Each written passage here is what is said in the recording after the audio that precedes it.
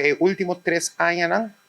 Aruba está em top isla que participa, caminho que nós está evacuar a escola, nós está evacuar o departamento de governo, que está em zona de risco,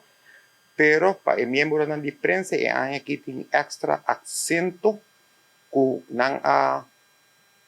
não questionar, não trazer conhecimento de toda a isla do Caribe, que a prensa não está participando, dizendo que a prensa não está ator principal durante evento assim, né? Nós estamos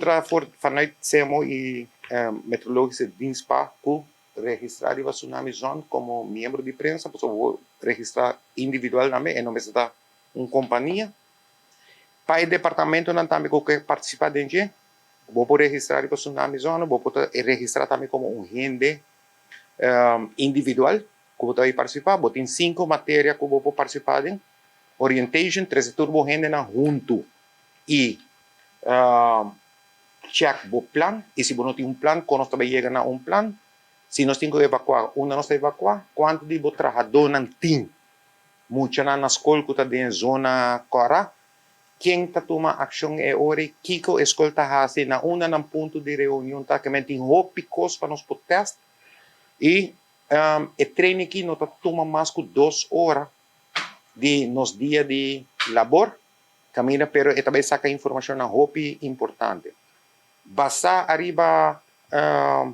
o treino aqui e pe viaje aqui, e também fazer tique mais particular para sobre nós tem invitado na internacional. O lo bem evaluar se a sua capacidade de desenvolvimento que está tomando lugar na Aruba, uma organização para handle crises na nível aqui, está virando role model para outro país. Besides isso, nós também temos a app de No,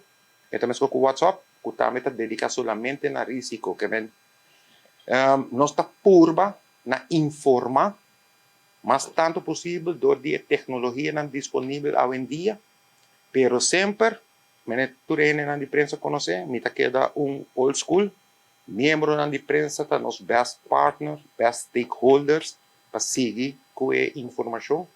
para a comunidade. Apesar que tem outra tecnologia, mas nós queda querer que a prensa está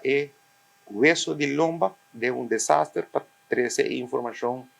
na hora e concreto para tu gente volta. Nós temos experiência do último Honduras earthquake, caminha com a confusão arriba social media, que trazer pânico innecessário, também nós temos um advisory e não warning.